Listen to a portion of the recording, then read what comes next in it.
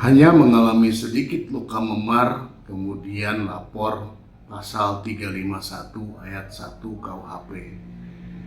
Hanya mengalami sedikit luka lecet, lapor 351 ayat 1 KUHP. Padahal di dalam perkara dugaan tindak pidana penganiayaan terdapat 3 jenis luka. Apa saja jenis luka yang terdapat di dalam ketentuan hukum di Indonesia? Mari kita simak ulasannya.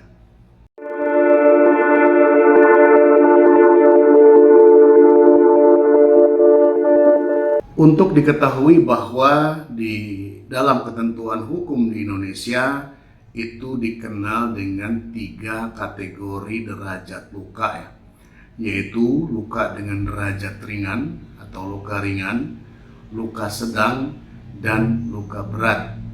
Sayangnya KUHP kita, sebelum KUHP yang baru nanti yang berlaku 2026 itu hanya mengatur tentang kriteria luka berat sebagaimana diatur dalam ketentuan pasal 90 KUHP, sedangkan untuk luka sedang dan luka ringan tidak disebutkan kriterianya. Kriteria luka disebabkan adanya kekerasan yang dilakukan oleh seorang pelaku atau lebih. Tentang kekerasan, kita bisa melihat ketentuannya di pasal 89 KUHP yang menyatakan bahwa disamakan dengan kekerasan, yaitu membuat orang menjadi pingsan atau tidak berdaya. Kekerasan dapat diartikan yaitu menggunakan tenaga atau kekuatan jasmani secara tidak sah, seperti memukul dengan menggunakan tangan, kemudian menggunakan senjata tajam, menendang, dan lain sebagainya. Sedangkan pingsan dapat diartikan tidak ingat atau tidak sadar tentang dirinya sendiri. Tidak berdaya artinya tidak mempunyai kekuatan atau tenaga sama sekali sehingga tidak dapat melakukan perlawanan. Terkait dengan kriteria luka pada proses penyidikan suatu tindak pidana, diperlukan alat bukti surat berupa visum et repertum dan keterangan ahli, yaitu dokter yang melakukan pemeriksaan terhadap luka itu sendiri. Lantas bagaimanakah kriteria luka ringan, luka sedang, dan luka berat guna menentukan persangkaan pasal yang nantinya akan disangkakan kepada tersangka dalam proses penyidikan tindak pidana?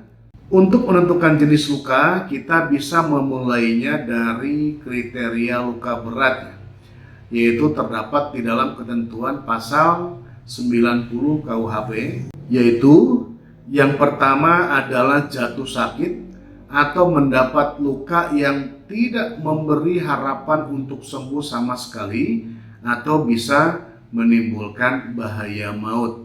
Yang kedua, tidak mampu terus-menerus untuk menjalankan tugas jabatan atau pekerjaannya sehari-hari.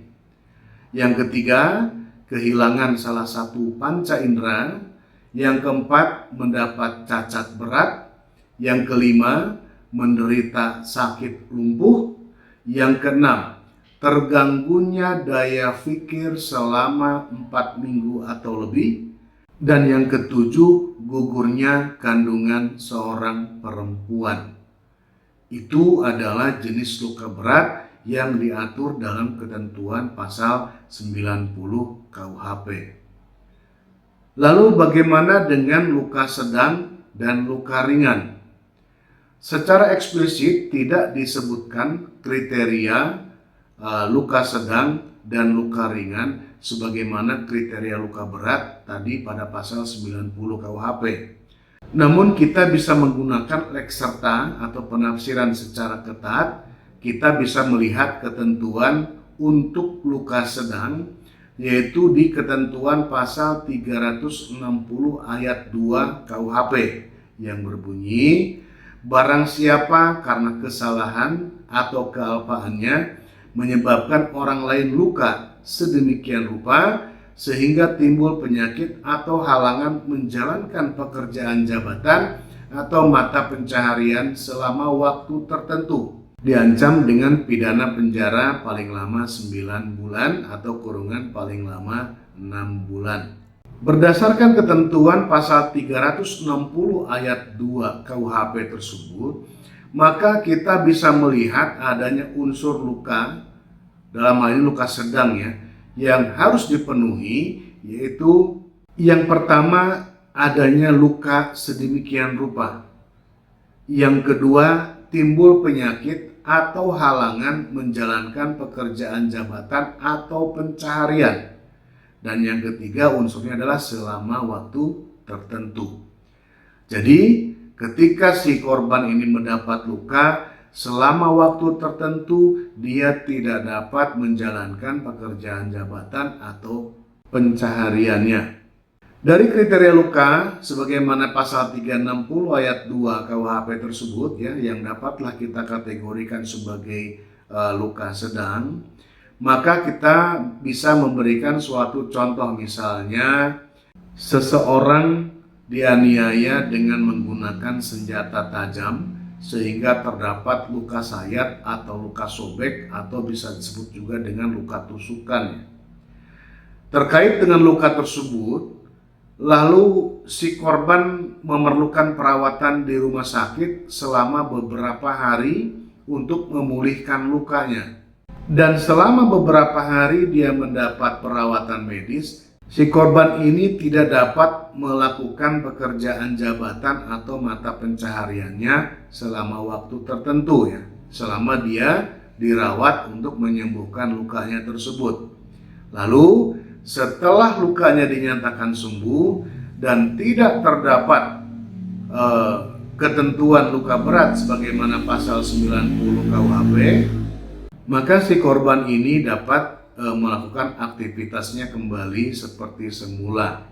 Jadi kalau pasal 90 tentang luka berat itu dia misalnya kehilangan panca indera, kemudian terganggu ingatannya selama 4 minggu atau lebih dan sebagainya. Kalau yang luka sedang ini enggak, dia mendapat perawatan medis misalnya di rumah sakit, dibuktikan dengan dokumen-dokumen perawatan, namun setelah dia mendapat perawatan medis, lukanya sembuh, tidak terdapat kriteria luka berat sebagaimana ketentuan pasal 90 KUHP, dan dia bisa melaksanakan aktivitasnya seperti semula. Jadi kita bisa bedakan ketentuan luka berat dengan luka sedang ya. Bedanya kalau luka berat, meskipun si korban telah mendapat perawatan medis, namun dia mendapat cacat berat sehingga dia tidak dapat menjalankan pekerjaan jabatan atau mata pencahariannya seperti sedia kala. Misalnya si korban adalah seorang tukang ojek misalnya. Kemudian akibat penganiayaan dia harus kehilangan salah satu lengannya misalnya karena tangannya harus diamputasi misalnya. Sehingga ketika tangannya cuma sebelah, maka dia kesulitan untuk menjalankan mata pencahariannya sebagai tukang ojek ya, karena mungkin dengan satu tangan kan tidak mungkin dia untuk melakukan aktivitas seperti biasa. Bedanya dengan luka sedang yaitu si korban ini setelah mendapat perawatan medis di rumah sakit, ia bisa kembali menjalankan aktivitasnya seperti semula. Jadi tidak seperti tukang ojek tadi ya, yang diibaratkan dia mengalami luka berat, dia mengalami kehilangan salah satu panca indera, atau dia mendapat cacat ya, seperti kehilangan tangannya tadi. Nah, di luar daripada ketentuan pasal 90 KUHP tentang luka berat dan ketentuan pasal 360 ayat 2 KUHP tentang luka sedang, maka di luar daripada itu adalah masuk kategori luka ringan.